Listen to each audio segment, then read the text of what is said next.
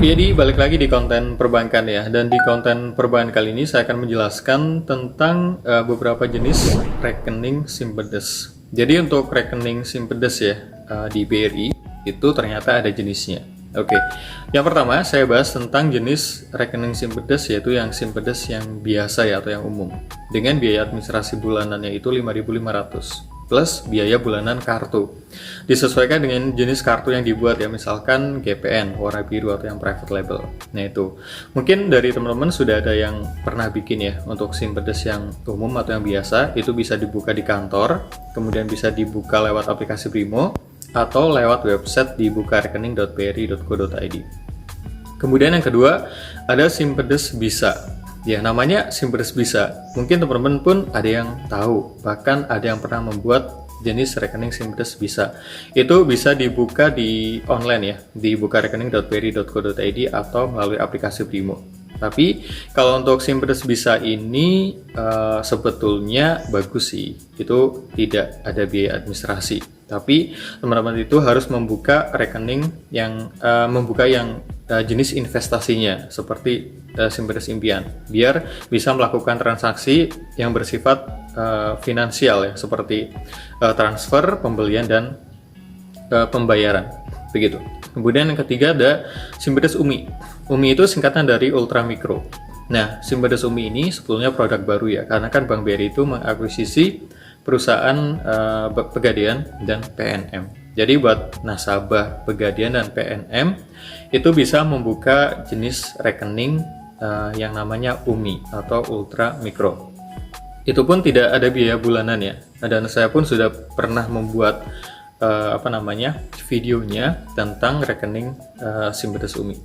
Kemudian ada Simpedes Usaha. Nah, mungkin teman-teman baru dengar ya, ada yang namanya Simpedes Usaha juga loh di Bank BRI. Jadi untuk Simpedes Usaha ini bertujuan, misal nih teman-teman itu punya usaha ataupun punya usaha lah yang mungkin transaksinya itu banyak atau sering lah.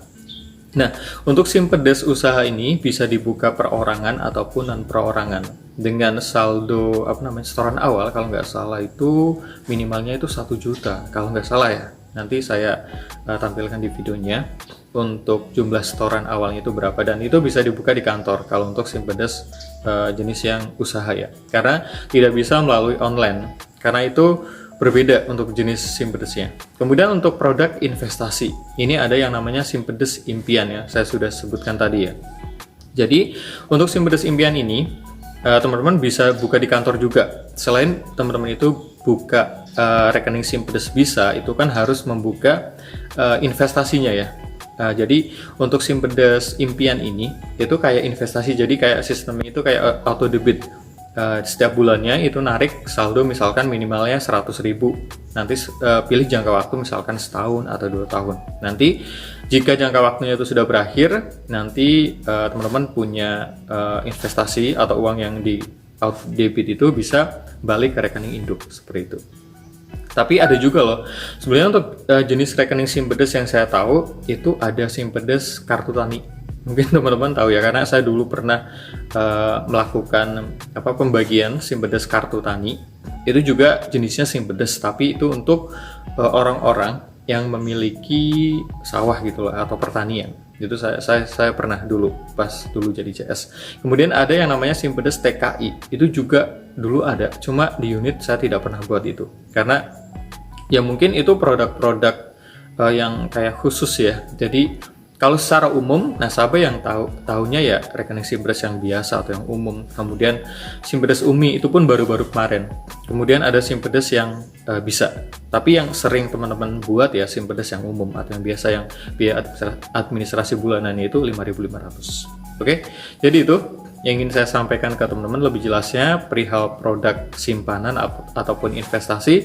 Teman-teman bisa tanyakan atau datang ke kantor ya, atau lewat telepon call center atau melalui sosial media resmi BRI yang ada tanda centang hijau atau biru yang sudah terverified. Dan hati-hati ya dengan penipuan, karena sekarang marak banget yang namanya penipuan melalui WhatsApp dengan mengirimkan link ataupun paket, padahal teman-teman tidak menerima paket. Jadi harus lebih berhati-hati dan selalu jaga data-data pribadi.